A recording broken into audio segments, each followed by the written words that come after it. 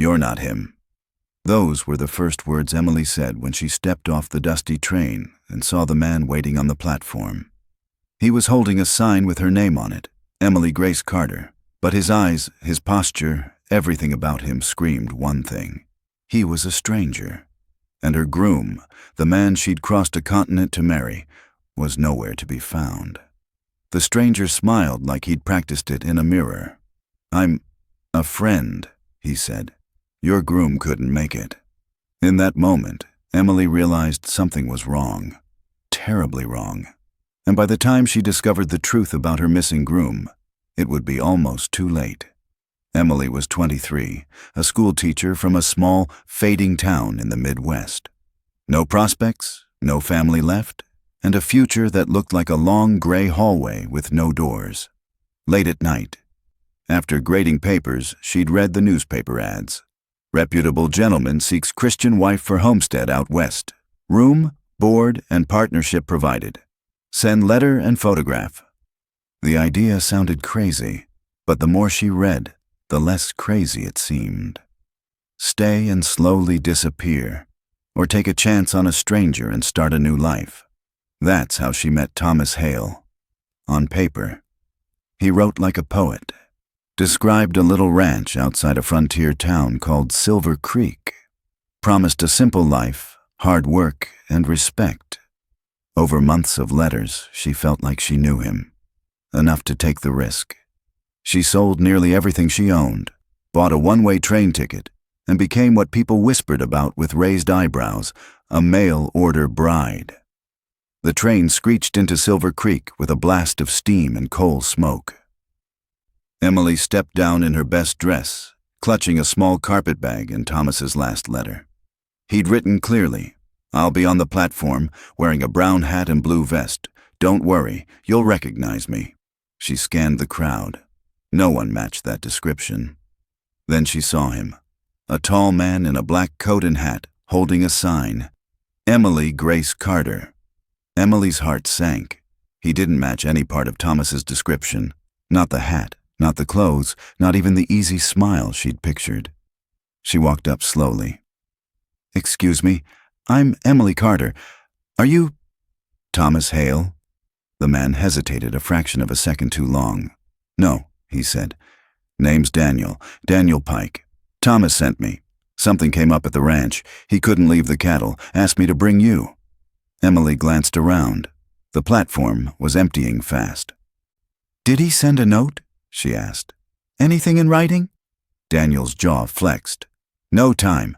Roundup came early. Ranch life's messy like that." Emily felt a knot form in her stomach. "And I want to pause here and ask you watching. If you were Emily, would you go with this man or refuse until you saw proof? Drop your answer in the comments. I'm curious how many of you would trust him at this point." Against her better judgment, and with nowhere else to go, Emily climbed into the wagon. The road out of town was long, rutted, and empty. Dust swirled behind them as the sun dropped lower. Emily tried to make small talk. "How long have you known Thomas?" she asked. Daniel's eyes stayed on the road. "A while." "What's he like? In person?" "Quiet, hard worker," Daniel replied shortly. "Doesn't talk much." That didn't match the warm, talkative Thomas from her letters. She pressed a little more. "Did he mention anything about my letters? About the school I used to teach at?" Daniel's grip tightened on the reins. "He mentioned you're smart. That's why he chose you." "Chose you." The way he said it made her skin crawl. Another thing bothered her. No luggage for Thomas in the wagon, no extra coat, no sign she was being taken to a busy ranch. Just her, a stranger, and endless miles of scrubland. After nearly an hour, they passed a sign. Hale Ranch, 2 miles. At least that part was real. But if the ranch was real, where was Thomas? The Hale Ranch sprawled over dry hills, dotted with fences and a windmill that creaked in the wind. But when they arrived, something felt hollow. No barking dogs, no ranch hands, no shouts or laughter, just wind. "Where is everybody?" Emily asked. "Out in the north field," Daniel said smoothly. "Late season, long days." He led her to the main house, a modest wooden structure with a front porch, rocking chair, and boots by the door. "Thomas had to stay out with the herd tonight," Daniel continued. "He said to settle you in. You'll meet him in the morning." Before Emily could respond, he pushed open the door and gestured for her to step inside. The house was tidy but strangely impersonal. No family photos, no personal knickknacks, just bare essentials. Emily walked to the table. Neatly folded letters lay there, stacked with a piece of string. Her letters, all of them. Unopened. Her blood ran cold. "Daniel," she said slowly, "why are my letters here? Thomas wrote back to every one of them." Daniel stepped inside, closing the door behind them with a soft click.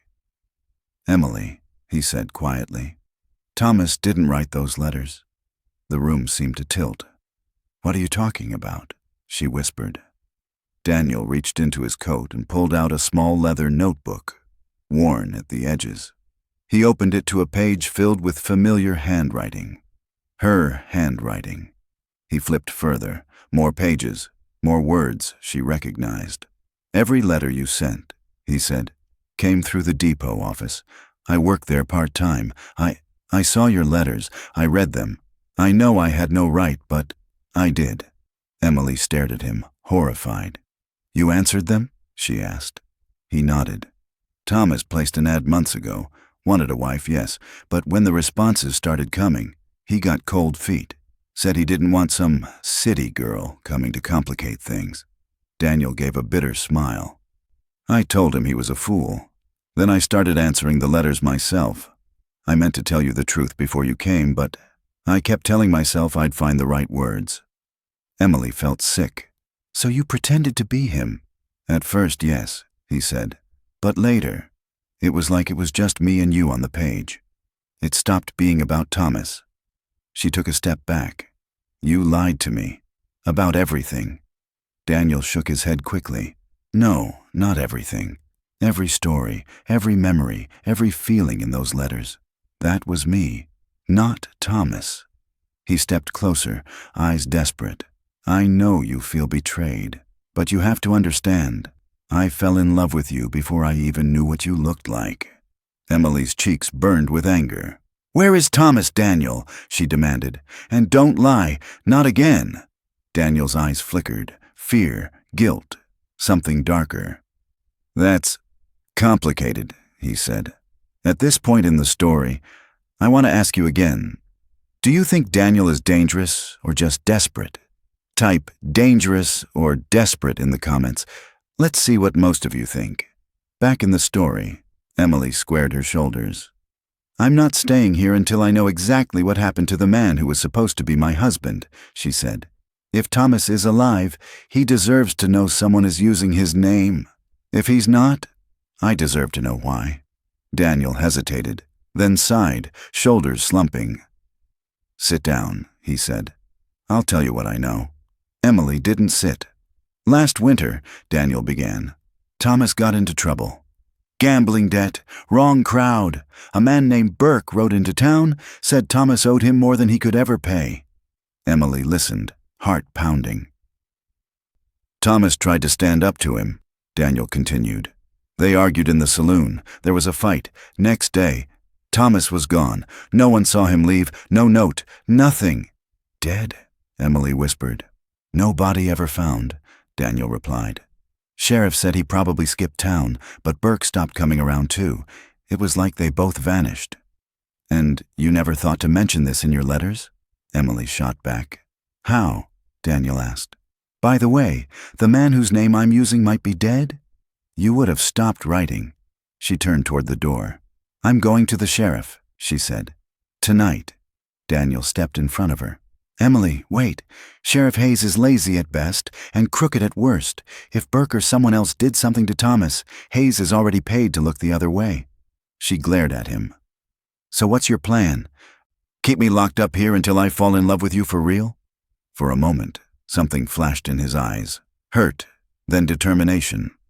"You're free to leave," he said quietly. "But if you walk out that door right now, alone, in the dark, on roads you don't know, you might not make it back to town." He was right about that. The ranch was remote, the land unforgiving. "Give me 1 day," Daniel said. 1 day to prove I'm not your enemy. 1 day to find out what really happened to Thomas. The next morning, Emily agreed to ride into town, with one condition. "I'm asking questions myself," she said. "You don't speak for me." They hitched the wagon and headed to Silver Creek. First stop, the saloon where Thomas was last seen.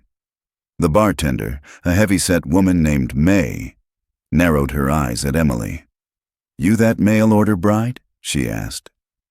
"We heard you were coming months ago. Thomas wouldn't shut up about you." Emily blinked. "He talked about me?" May nodded. "Said you were a teacher, said you loved books and hated cold coffee." She chuckled. "He was nervous, like a boy on his first date." Emily turned slowly toward Daniel. "He told you he didn't want a city girl," she said to him, voice icy. "But he was excited, wasn't he?" Daniel's face darkened. "He changed his mind," he muttered. "Did he?" May said. "Funny. Last night I saw him. He was arguing with Burke about that very thing. Said he'd pay every cent he owed, just needed time. 'My bride's coming,' he kept saying. 'Things are going to change.'" Emily's heart hammered wildly. "What happened after that?" May's expression shifted. Troubled now. "Burke told him he didn't deserve a bride," she said. "Said men like him don't get happy endings." Next morning, Thomas was gone. Emily and Daniel exchanged a look. Next, they visited Burke's old associate, a jittery stable hand named Leon, who now worked near the edge of town. When Emily mentioned Thomas's name, Leon visibly flinched. I don't know anything," he stammered. Emily stepped closer. "Please, I came across a continent to marry a man who vanished. I deserve the truth." Leon swallowed hard. "Burke took him," he whispered. "Took him to the old mining road, out past the canyon. Said he was going to settle the debt once and for all." "Is Thomas dead?" she asked. Leon shook his head quickly. "I don't know. I swear. All I know is Burke came back alone." That night, against Daniel's warning, Emily insisted they follow the old mining road. "If there's even a chance he's alive," she said, "we have to try." The path was rough, barely more than a trail. Moonlight silvered the rocks and twisted trees. After an hour, they reached a narrow canyon. The remains of an old campfire lay scattered. Charred wood, an empty bottle, a torn piece of fabric. Emily bent down and picked it up. The fabric matched the color of the vest Thomas had described in his early letters. Further ahead, Daniel spotted something near a rock outcrop. Rope fibers, frayed and cut, but no grave. No bones. Instead, there were tracks, old but visible. Boot prints heading away from the canyon, and wagon tracks not returning the same way they came. "Somebody left with someone in a wagon," Daniel said. "But not back toward town, toward the border." Emily looked at him sharply. "You think Burke sold him?" "It's possible," Daniel said, "to pay off his own debts, or to get rid of a problem." The reality hit her. Her groom might not be dead, but lost, forced, or imprisoned somewhere far beyond their reach. Back at the ranch, Emily sat on the porch as dawn's first light spread across the fields. Thomas was missing. Maybe alive, maybe not. The mystery wasn't neatly solved. There was no body, no closure. Daniel stepped out quietly. "I'm sorry," he said, "for all of it. The lies, the letters, the hope I gave you for something that might never happen." Emily looked up at him, eyes tired but clear. "You were wrong to lie," she said. "You stole my choice. But you also showed me something Thomas never did." "What's that?" Daniel asked softly. "Who you really are." He frowned. "I'm the man who pretended to be someone else." "You're also the man who risked angering dangerous people to help me look for him," she replied. "Who rode through the night when you could have just left me stranded. Who, for better or worse, cared enough to write back when everyone else ignored me." She held up the bundle of letters. "These are full of a man I came to care about," she said. "I thought that man was Thomas. Now I know. It was you." Daniel's eyes shone with disbelief. I'm not ready to forgive you, Emily added. And I'm not ready to marry anyone, not until I know for sure what happened to Thomas. She took a deep breath. But if you're willing, we can keep looking. Together. Not as husband and wife? Not yet. Just as two people trying to do right by the man whose name started all of this. Daniel nodded slowly, a mix of relief and humility in his face.